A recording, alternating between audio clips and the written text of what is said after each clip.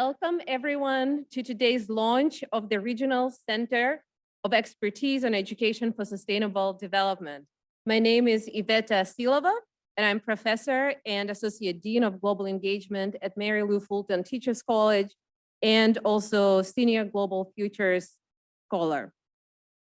Please join me in welcoming Miss Indigenous ASU First Attendant, Aiden Cladis. Aiden Cladis has generously agreed to open today's gathering with a land acknowledgement, and we thank Aiden for the support through the ASU Office of Special Advisor to the President on American Indian Affairs. Thank you so much. So, hello everyone, welcome. As she mentioned, my name is Aiden Cladis. To get started off today, I'll be reading the land acknowledgement, but before that, I'd like to introduce you to myself. To do so, I will be saying it in my language. I'm Diné or Navajo, so that's, I'll get started, right? So yeah, it's torich ni nishle. Do Dinesh bahe bashishchin.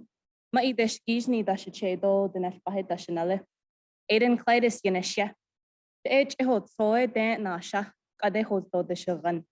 Arizona State University de Inchtra, Justice Studies, though American Indian Studies, ba Inchtra. So to translate, hello everyone, welcome. I am born for the Bitterwater clan, and also I'm African American. I come from a community in the Navajo reservation called St. Michael's, or Chihotsoy, that's what we used to call it.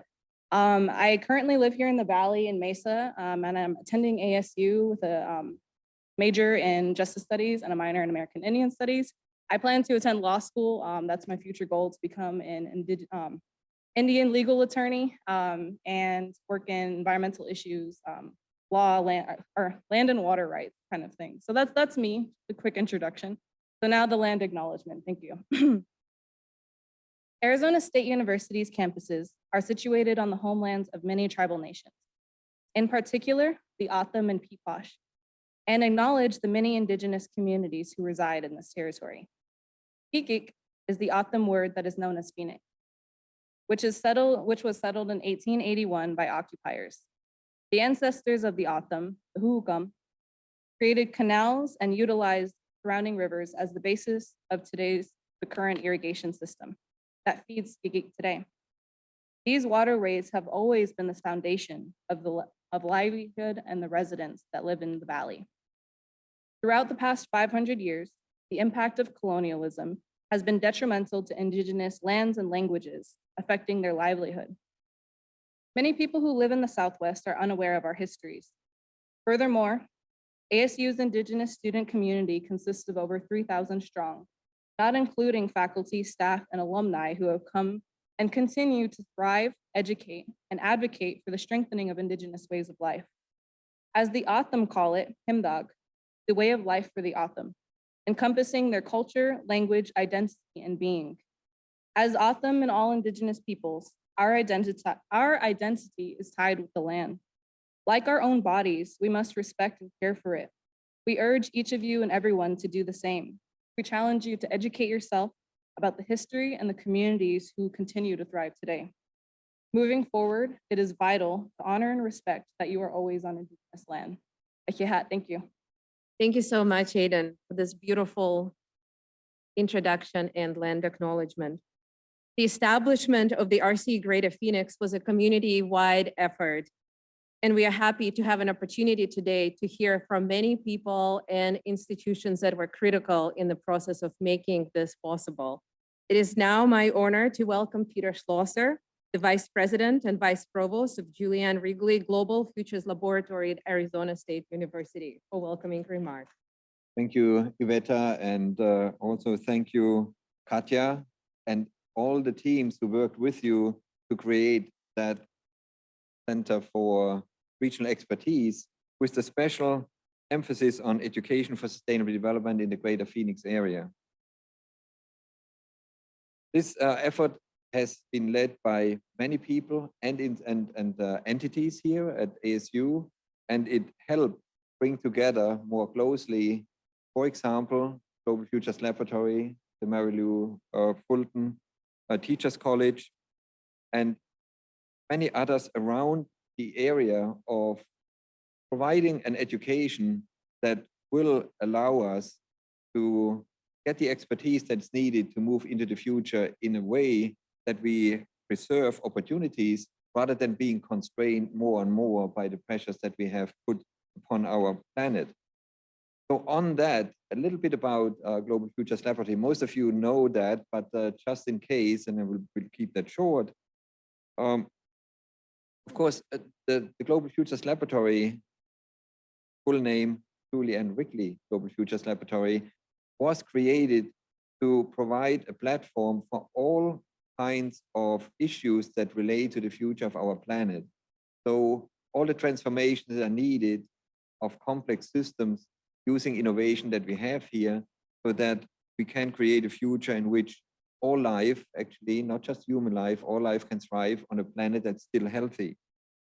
And why is that important? We are seeing daily, actually, definitely weekly, if you look around, the effects of human activity on the life supporting system of our planet. We see more extremes like climate, but also from other pressures that express themselves in more forms, more places, at higher amplitudes and higher frequencies. So we are moving from extreme events to crises with the potential to end in a planetary catastrophe. And we have to do everything in our power to prevent that. In order to do that, we have to actually look at the world today and tomorrow in a holistic fashion. We do have to understand individual pieces of it, such as climate, food security, societal stability, things like that. But we also have to understand the overall context in which these things are moving.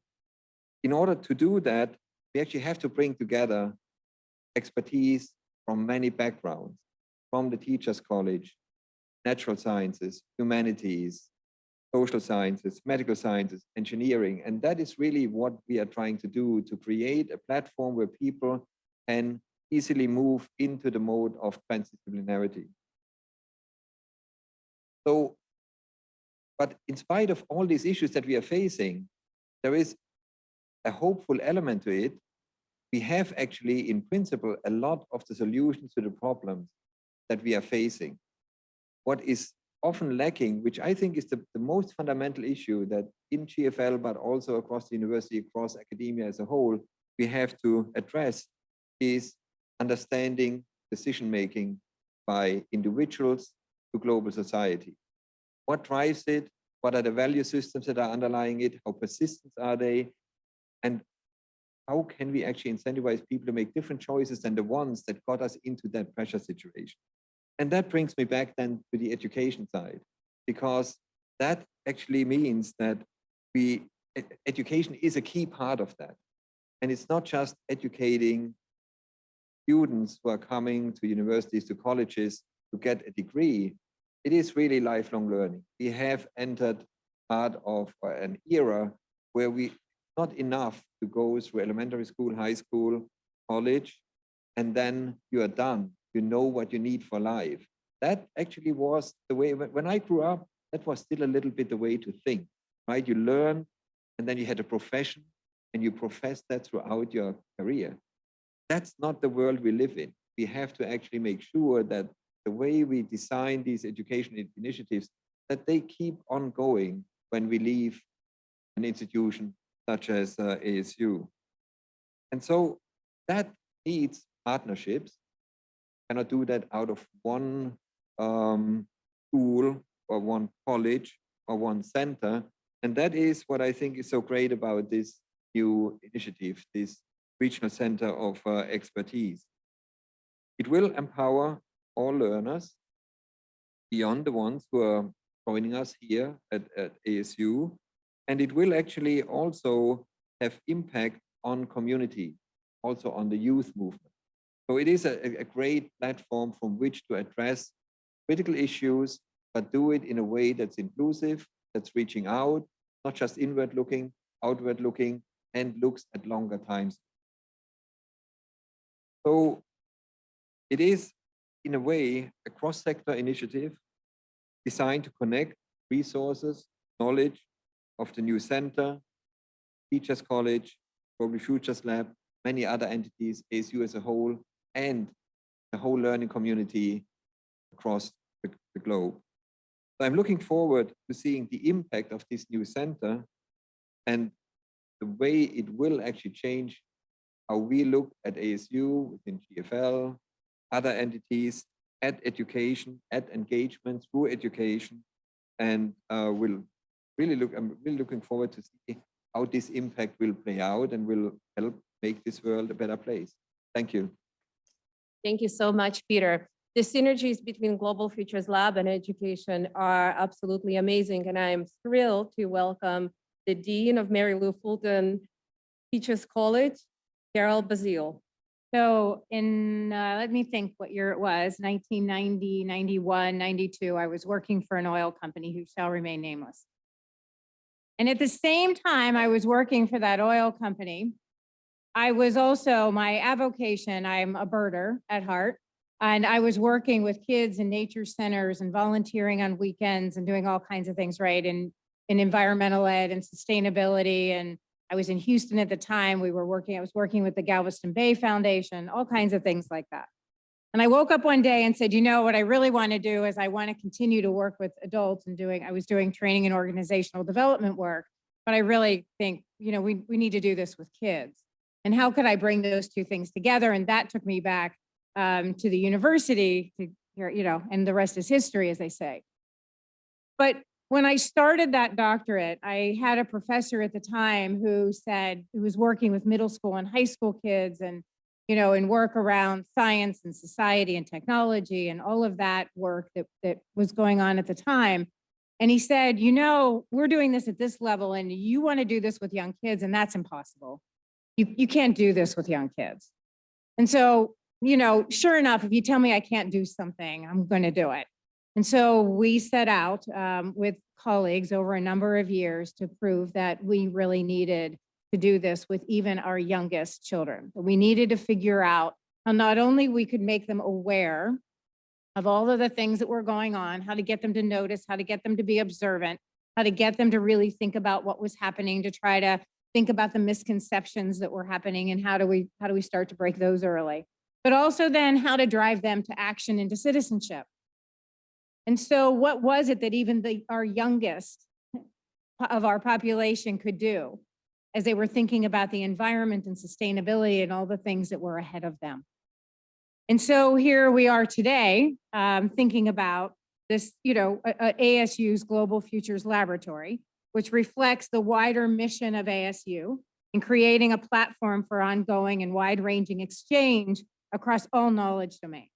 And it's an unbelievable endeavor. And my hat's off to Peter, who's leading this, because it is truly, it is emergent, but it is unbelievably urgent.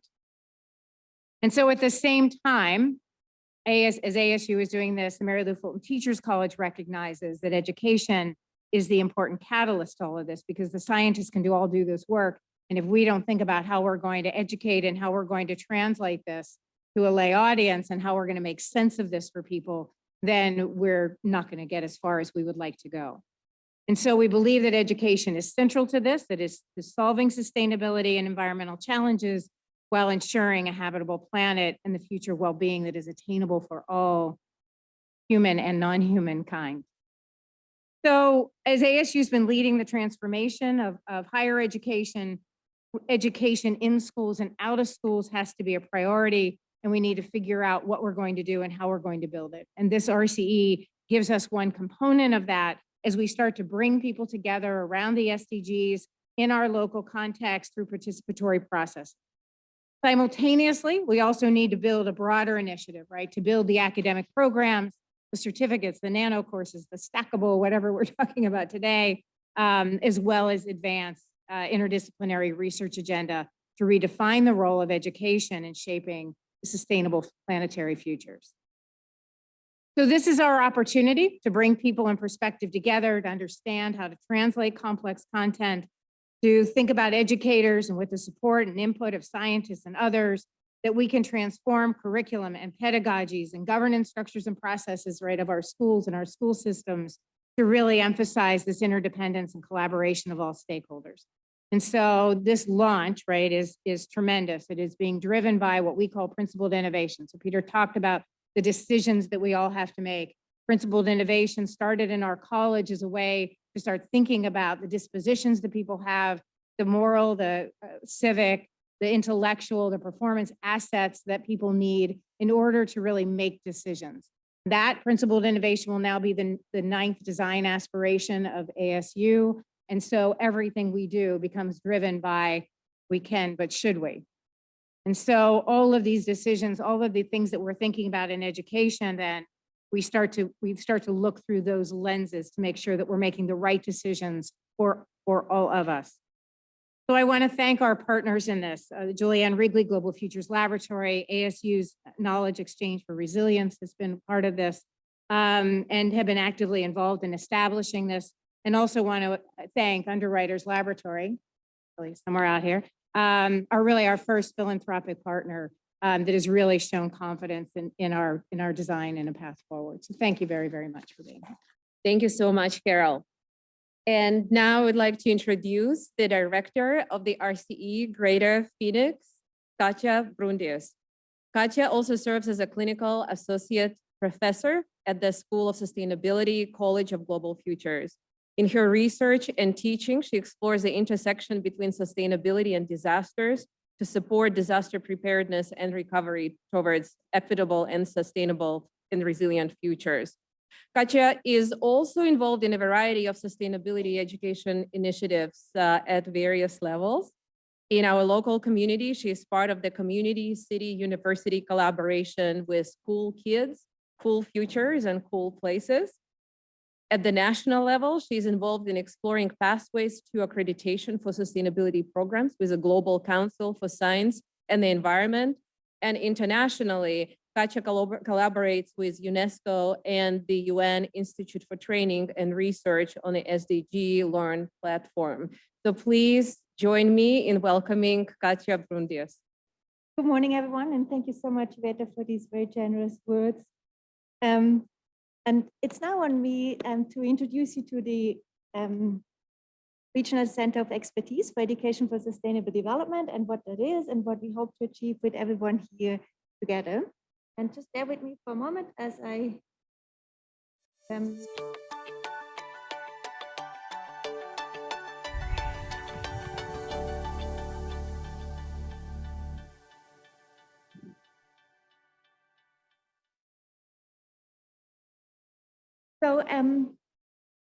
start with.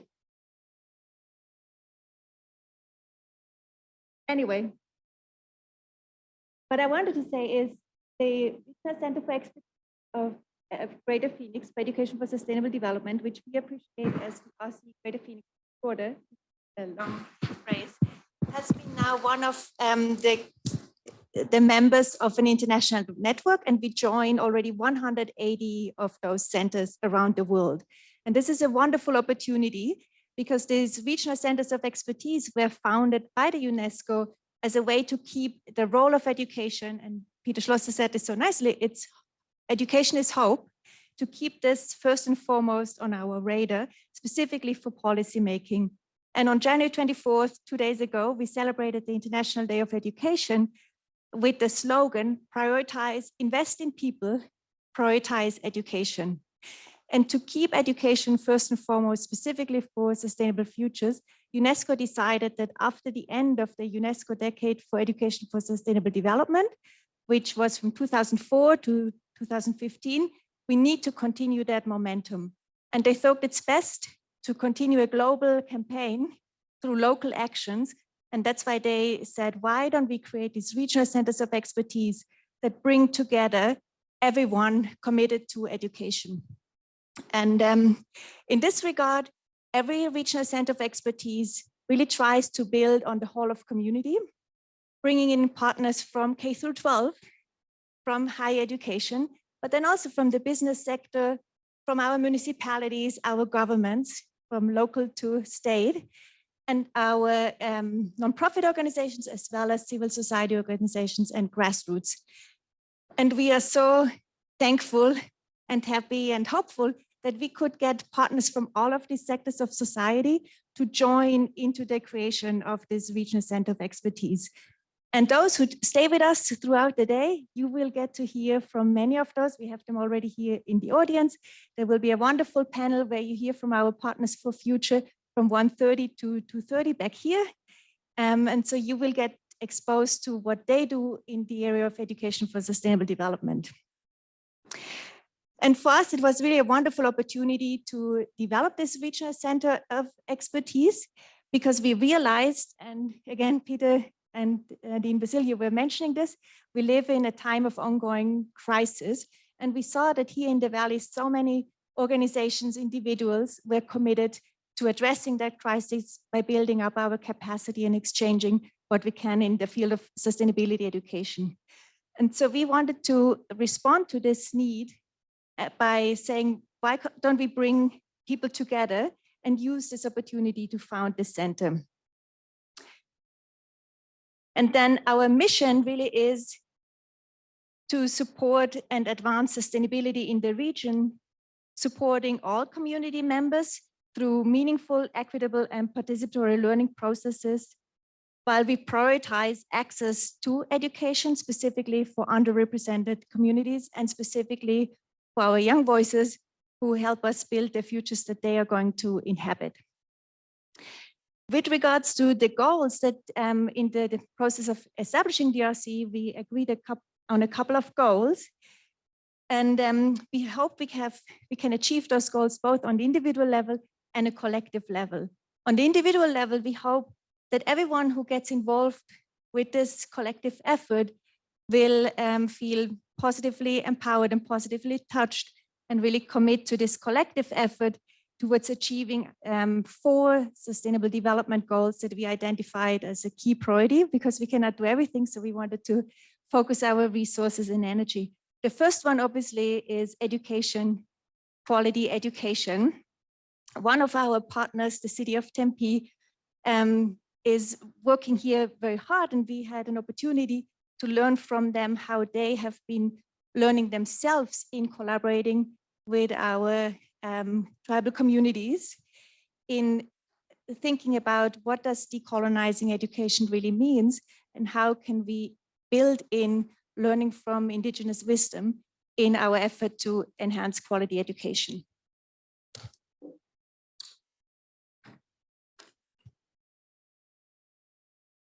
Then the second goal is on reducing inequalities and fostering gender equity within our communities and also across our communities. And here again, I like to remember the slogan of the Day of Education, which is investing in people, prioritizing education with a focus on gender equity.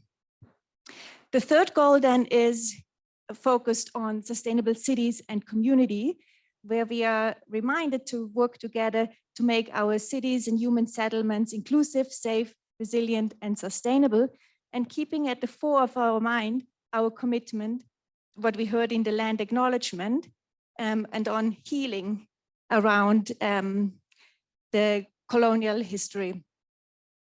And again, we will hear from our panelists about how we understand the connection between cities and the rural communities, the rural environments, and how we can come closer together across that sometimes divide as well. And lastly, there's the goal of climate action, to take the urgent action that's needed to combat the climate emergency and all its impacts. And again, we will hear from panelists later today from our youth movement, what they are doing and the actions they invite us to join to address that and work towards a sustainable vision. So to maybe also explain the logo that you see here, we started out with thinking about these 4 sustainable development goals: education, reducing inequities, climate action, and making our settlements and cities sustainable. And this is represented through the colors. And then I mentioned that we have partners from all sectors of society, and you see the sectors, kind of slices of a pie, and they all focus around this shared commitment to sustainability education, and specifically to create pathways that improve access to sustainability education. And not just in formal sectors like in schools, etc., but we have so many opportunities to do lifelong learning in various pockets of our communities. And we want to bring those to life and to the fore and connect them with each other. And that's our second commitment. We really want to foster synergies among all of us. And that often starts with getting to know each other and building the relationships, taking the time that relationship building needs so that we know who is offering what in this very rich landscape and how we can make this accessible. The third area where we would like to have an impact is to increase our learning from each other. We often work in our own silos, in our sectors, and we don't appreciate the learning that's going on in other places. And so I invite all of you to help us think about how we can make that efficient so that it's not another thing on your daily task list that you need to accomplish. And obviously with the RCE Greater Phoenix being housed at a research university, which we really understand as a boundary object, it sits at the boundary between the university and between the community. And we want to be equal partners in spanning that boundary. And in doing so, we want to provide what research universities can provide. And this is a research-driven approach to what we do so that we can draw on available information, available knowledge, and also evaluate and explore whether we are doing what we want to do and whether we are doing it in the ways we committed to do so. And I'm just quickly advancing to our partners. You see here, this is the spectrum of partners that committed to creating the Regional Center of Expertise for Education for Sustainable Development.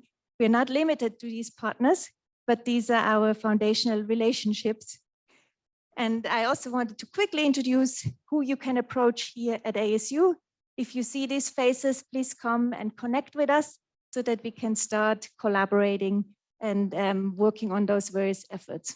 And with this, I hand it over to Alejandra Enrique Gates, who is the program manager for the RCE Greater Phoenix. And Alejandra will take us to the next part of our introductions. Thank you, Katia. Thank you so much for this. We are very fortunate to have received a message from Dr. Yume Yamaguchi, Director for the Institute for the Advanced Study of Sustainability from United Nations University. Please listen. Hello, everyone. Distinguished members of RCE Greater Phoenix and honorable participants. On behalf of the United Nations University Institute for the Advanced Study of Sustainability, I would like to express our congratulations to the new RCE Greater Phoenix on the occasion of its official launching ceremony. The Regional Centers of Expertise on Education for Sustainable Development is a unique and powerful mechanism to translate the global goals toward sustainable development into local action. Since the inception of its initiative in 2005, as of today, over 180 RCEs were acknowledged across the world. The global RCE community is delighted to welcome RCE Greater Phoenix, and we believe that it will play a crucial role in transforming the region toward a more inclusive, resilient, and sustainable future.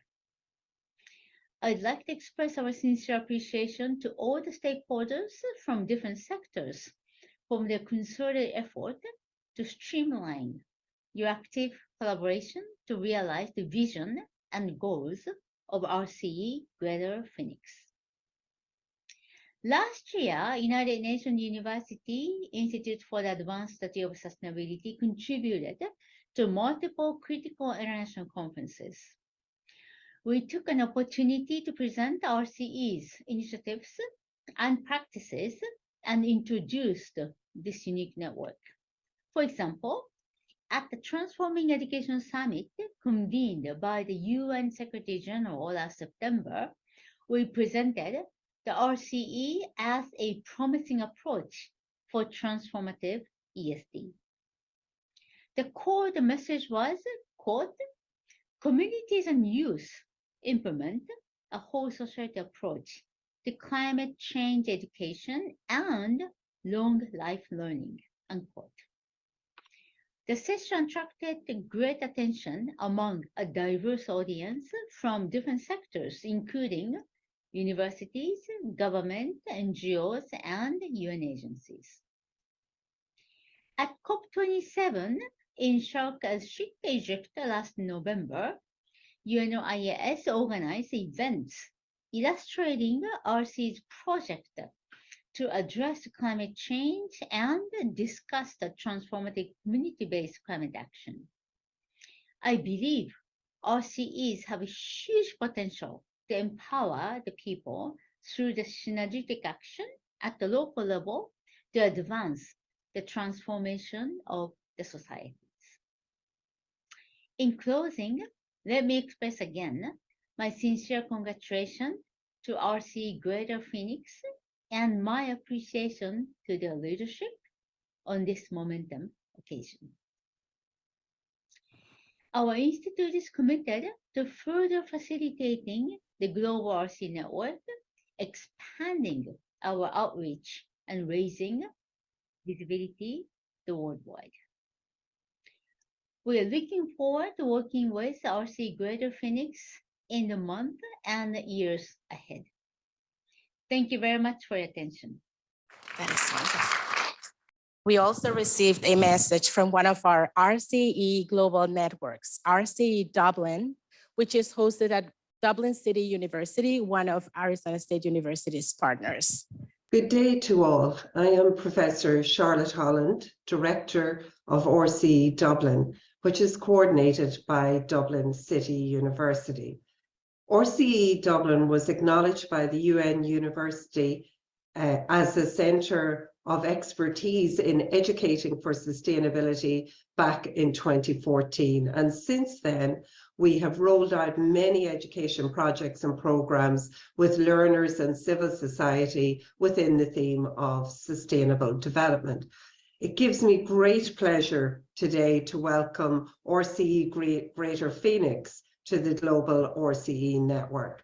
Sustainability education and related activities are critical to empowering our citizens to become agents of change in moving towards more sustainable, just and equitable ways of living and being.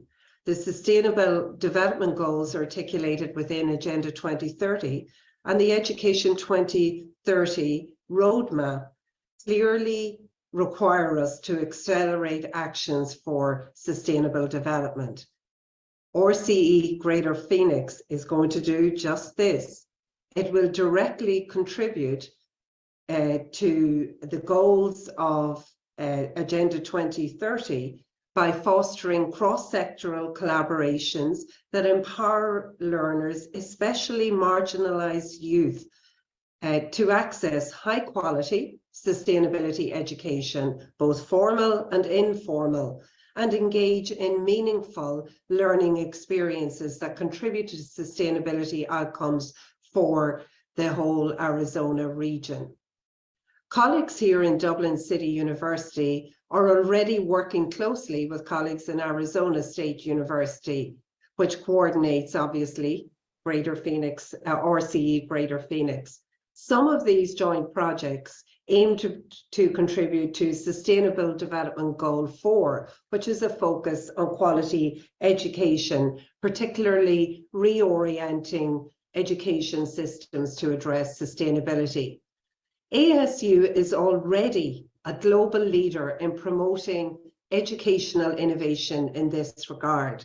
I have two examples here. They have this wonderful turn it around flashcard series, and they also have the Principled Innovation series, both incredible, valuable resources that can be used in many different ways and across different jurisdictions. So I am personally looking forward to deepening our collaborations with colleagues in RCE Greater Phoenix. Congratulations to all involved and best wishes from RCE Dublin. And Dr. Charlotte Horn is the director of the RCE Dublin, and she's also the Dean of the College of Education at Dublin City University. Aloha, Velina Meke Aloha. Welcome. We want to welcome the UNU RCE Greater Phoenix to the amazing United Nations University Regional Center of Expertise, as you are definitely recognized as a model of education for sustainable development. UNU RCE Hawaii Moana Nui Akea was so excited to join today on this International Day of Education that we want to welcome you to the global ohana, the family of people working together for the right to a clean, healthy, sustainable environment, but also making sure that everyone knows what their rights are and are learning about the most important updated document that expands on the Universal Declaration of Human Rights. That is the UN Sustainable Development Goals. We know you are dedicated to a certain set of those 17 global goals, but also recognize the intersectionality of those goals and are implementing them on the ground in Greater Phoenix. It was great to meet you on my way here to the United Nations Human Rights Council Working Group on the Universal Periodic Review, and to be able to get you know better and to see how many of the activities that we're involved in and our core passions and principles overlap so that we can see what is possible. We know we began talking first and foremost about the way that we both are involved at the UN Framework Convention on Climate Change, the Conference of Parties known as the COP, and that we've both been to many of them. We look forward to exploring how we can bring our students so that they can learn the diplomacy, but more importantly, have that direct hands-on experience to be future diplomats to make sure that the principles noted in the Paris Agreement are able to be realized so that we can protect our island Earth and make sure that we all have a planet to live on. We also were excited to share the things that we have in common, focusing around human rights. And as we're here at the Universal Periodic Review, what's so exciting is I was at a side event today looking at climate change and human rights and raising recommendations. They also mentioned what's exciting at the UPR is they take all of the recommendations provided and then make sure that they link with one of the UN 17 global goals. So there's so much we look forward to doing together. I'm so excited to be part of this process with you on education for sustainable development. Malohi me kapono, peace with justice, and welcome to our ohana, and look forward to coordinating together. Now, we received a message from one of our local partners, one of our founding partners, that is from the city of Tempe, Dr. Braden Kay, Sustainability and Resilience Director of the city of Tempe. Hi, I'm Braden Kay. I am the Sustainability and Resilience Director for the city of Tempe, and I'm a proud graduate of Arizona State School of Sustainability. I am a former educator, a middle school educator, taught Teach for America St. Louis, and also in Gary, Indiana for a year. And so I come to this work and I come to this meeting as someone very passionate about sustainability education and the power of empowering young people to become world-class problem solvers and to meet the crises that we currently are experiencing and that will only get worse over the coming decades. So it is so exciting to be able to celebrate the creation of this regional center for expertise for education for sustainable development. This is an opportunity to celebrate all the great work that's happened here, as well as to find ways to connect and work on building an even greater suppository of knowledge and practices around sustainability education. One of the things that's so exciting and that we have to absolutely celebrate are the assets that we have in terms of building a great powerhouse of sustainability education in Arizona State University and all of its leadership, but also in the incredible work that I've seen over the last 15 years from school districts in innovating new types of sustainability curriculum, starting to sustainability focused schools, celebrating sustainability leaders within students as well as in teachers. It's also great to have the support of the Teachers Academy at ASU and other support services that are helping teachers and classrooms across the valley do sustainability education. There's also a huge opportunity to grow the tent. So I know one of the speakers there this week is Carlos Casanova. He's a education professor at ASU that we've had the opportunity of working with. he traditionally was a social justice educator. He came here on a postdoc and now is a tenure track professor. And we brought him into the fold of sustainability education where he didn't start out his career. So it's a perfect example. Carlos is an incredible example of how we can expand how we think about sustainability education, and we can bring in experts and folks with incredible education experience that can be supportive of sustainability education in our region.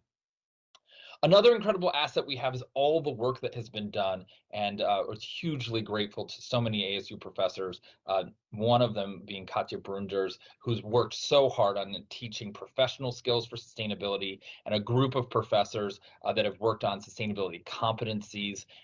It's really important. Far too often, folks see sustainability as content areas and not as skill sets and competencies that we need to grow and work on. Future thinking and thinking about how to work with scenarios, how to create long-term visions, how to create goals, strategic thinking, how to create action plans, how to create long-term transitions and movement building, collaboration, how we work together on teams when we're doing these types of joint problem-solving activities. We're still too focused as educators and as sustainability professionals on problem analysis and current state analysis and the history and economics of a problem, and not driving ourselves towards really developing new ways of solving problems, creating long-term transition plans.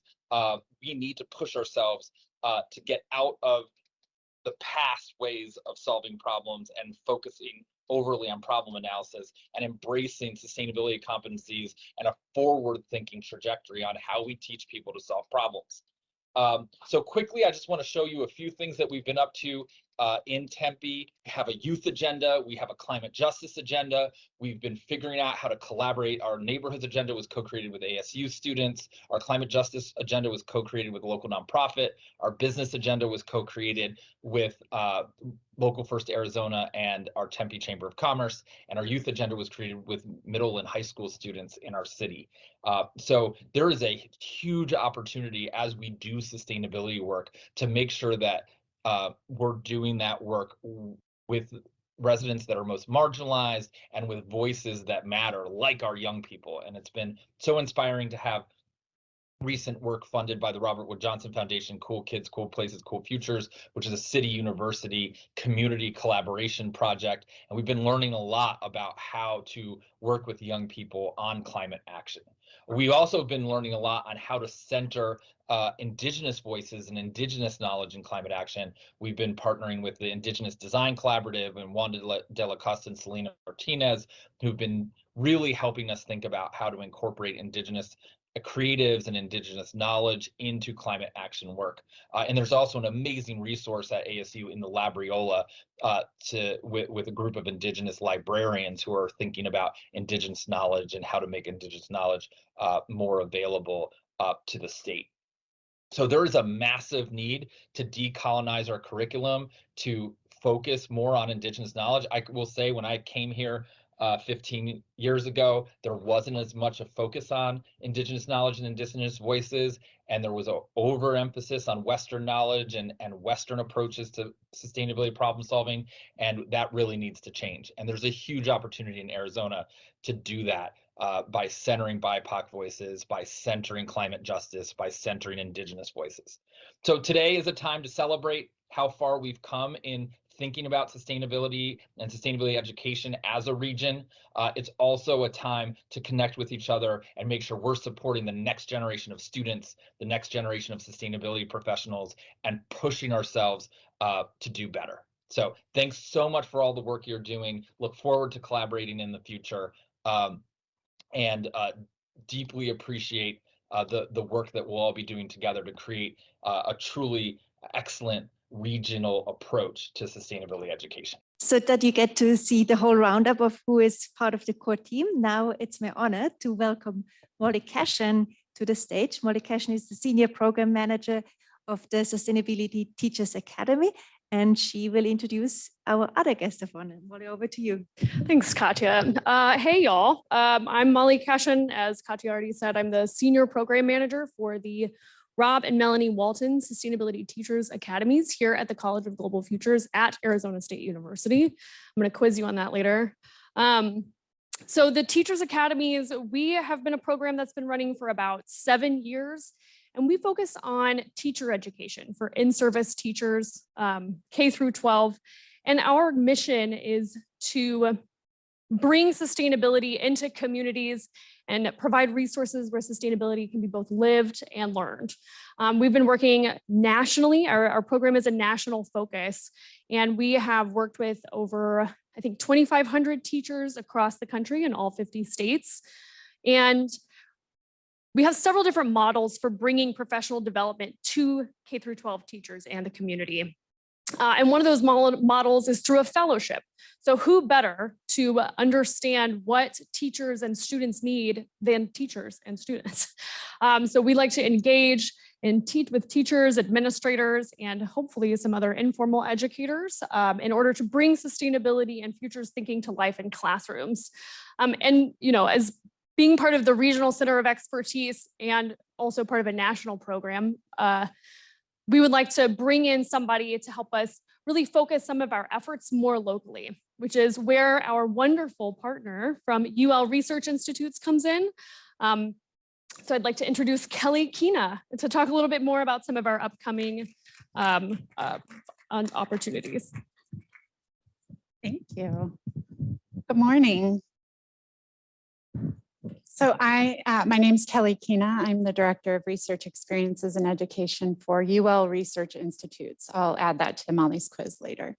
UL is the word mark that many people don't know until I tell them that we're in everybody's home and we're in this room and likely in your backpacks. Because one part of our three-pronged organization is a testing and certification business, and that business is 128 years old. So we have been working to make the world a safer place since then. But the other two parts of our organization are really focused on nonprofit missions. One is a standards and engagement organization that's really focused on making the world safer through engineering. We engineer a safer world. This room has been designed to keep you safe, right? And then UL Research Institutes is really about the discovery that helps us engineer that. But really critical to the word safety and to this partnership is that sustainability is really core to how we define safety. We can't have a safe world without a sustainable one. So really, when we think about the research that we're doing, it's for that mission. And I have the privilege of working across all of the research that we do for discovery as an educator and to bring young people into our organizations as potential careers. So that's who we are. That's the blue circle up there. And, you know, regional efforts like this are really critical to our success. Our collaborative partnership is focused on participatory education with teacher and youth fellows. That's going to be hyper-focused here with the RCE and working with Molly's incredible team. And then thinking about how we can work with Stuart Miller from our Materials Discovery Research Institute and his work on water capture and carbon capture. So thinking about the next level of where discovery should be and could be in sustainability. And so bringing that in and then bringing your knowledge and expertise into our organization and the work that we do. So really thinking of this collaboration in its purest and truest form. So on behalf of UL Research Institutes, thank you for the work to create this RCE, and thank you for all you do. And we are ready to get started on this good work together. Thanks, congratulations. Now off to another member of the RCE. I invite Jordan King, a PhD student at the School of Sustainability, who will introduce us in a very creative part of today. Great, thank you, Katya. I have the great honor of introducing our next speaker, Valencia Val Clement. Val is a Haitian American poet and writer from New York, as well as a recent doctoral graduate in educational policy and evaluation from Arizona State University. Val's research has explored topics including epistemic justice, Blackness, Black feminist philosophy, curriculum, arts-based methods, mixed methods research, and critical Black literacies. As a result of Val's love for writing and her way through the times, Val has published 7 poetry books and a vegan cookbook. Naming all of her books, as you can see on the screen, with words from Haitian Creole to honor her ancestry. Writing and publishing have created a space in Val's life to practice agency, be vulnerable, and make connections on and off the page. She hopes her work and stories empower people to express their collective histories, healing alchemies, and counter histories through creative expression. Through this work, Val demonstrates and embodies that creativity is a salve for these unprecedented times. We are so honored and appreciative to have Val share her words and thoughts with us in recognition of these unprecedented times and the hope inspired today by the launch of RCE Greater Phoenix. So with that, Val, welcome you to the stage.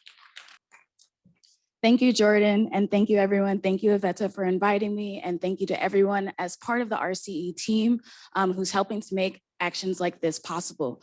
It's really important for us to consider the ways that art can help us to connect and educate communities about what's going on in the world.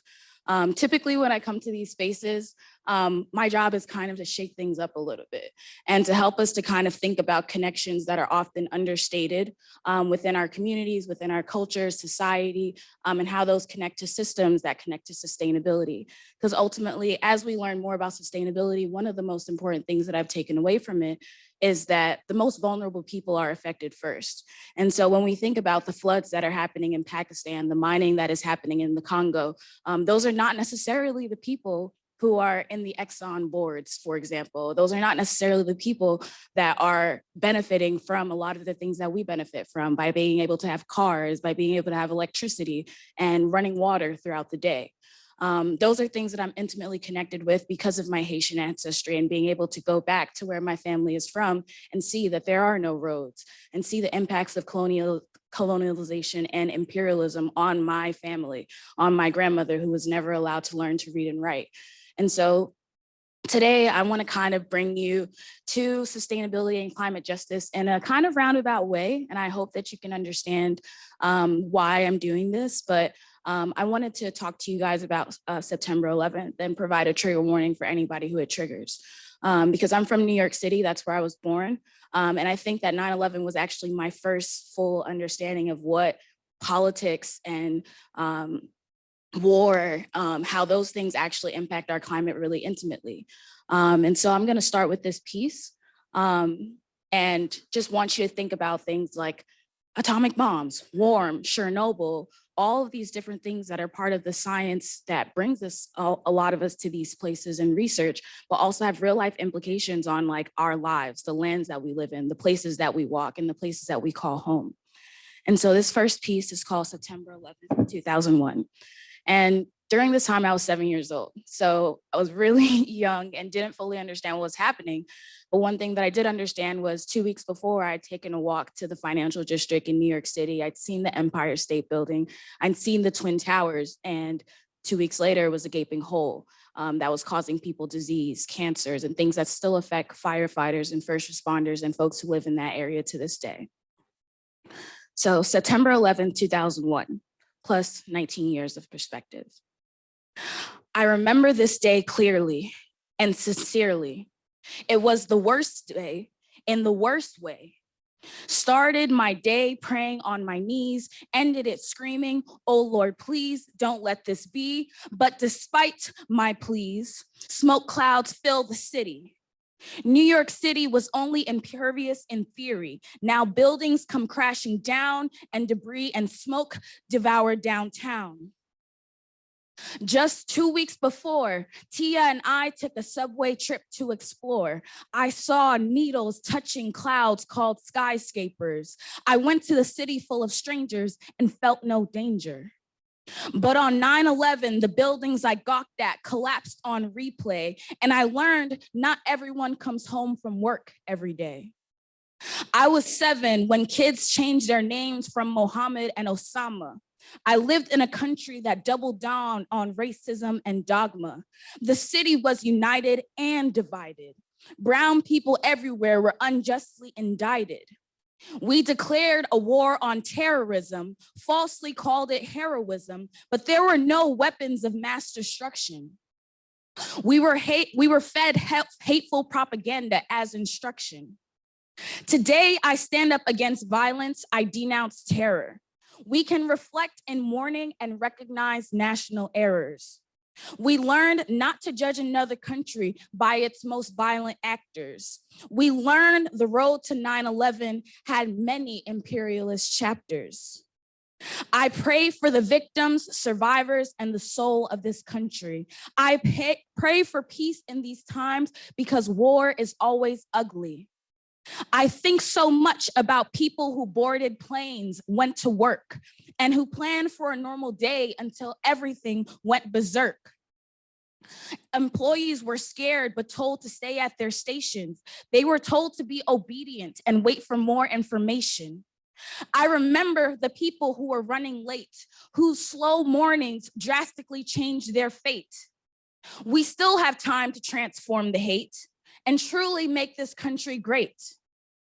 I remember being 7, crying, feeling the weight of the tragedy. I remember waking up the next day, hoping deeply that it was a fantasy. 9/11 is a day that New Yorkers can never forget. I was 7 years old. My mind was filled with thoughts of death. 19 years later, we've never found the weapons of mass destruction. 19 years later, and we're fading through lies and dysfunction. The war on terror brought war to civilians. Now we've spent billions just to kill millions. Is that justice? Is that revenge? Do we feel better? Did we avenge? How do we heal? How can we grow from this ordeal? How can we learn from the pain and honor the people slain in vain? I have an idea. We must learn to look at the harmful message that led us to the start of this dark genesis. 19 years later, 9/11, 2001. And so I wanted to start with this piece because often we don't think about 9/11 as a climate disaster. We think about it as an act of terrorism. We don't think about the people who couldn't go home, the people who had to walk the bridges, the people who continue to suffer with lung cancer to this day. We don't often think about the climate disasters that are happening in our own neighborhoods.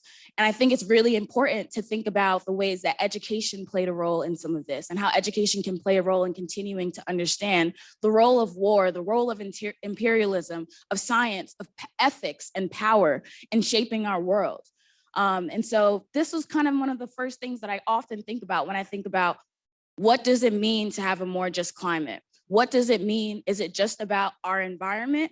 When we think about the trees, or is it also about the planes? Is it also about these boardrooms? Is it also about these political decisions and going to the ballot box and voting and protesting? It's about all of these things. And we must always remember not to silo them and not to look at them in a vacuum.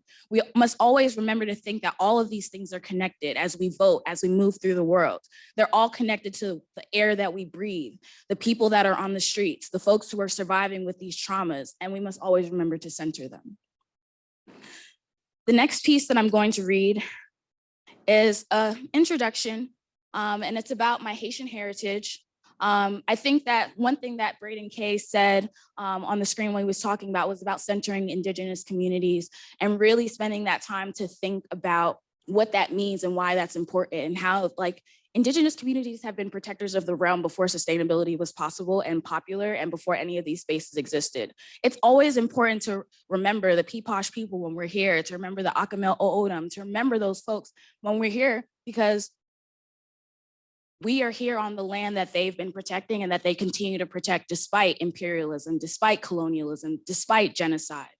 And the most important way that I learned this lesson was through being Haitian. So in our native tongue, Haiti is Haiti. And when in 1804, when we freed ourselves from the French colonizers, we gave ourselves that name Haiti because it was the name that the Taino Arawak people who lived on our island gave the name. It means land of high mountains. Learning this was one of the ways that I learned that Black people, Haitian people, folks who have been fighting in the war against colonialism and imperialism have constantly tried to remember and put that legacy forward. And so this piece is a short one, and it's called We Kept Our Taino Name.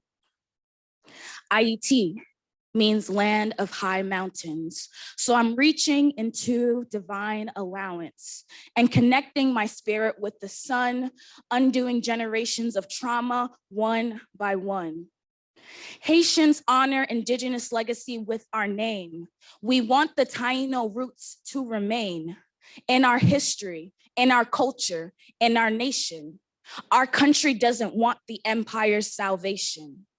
Future generations will need reminders of Haitian and Taino freedom fighters. Our rituals, our tradition, and our history are all part of our legendary trajectory. So I climb mountains to connect dates and dots. I climb until I feel closer to God. My path is ancestral and spiritual by design. I take steps through memory, through rhyme, through time.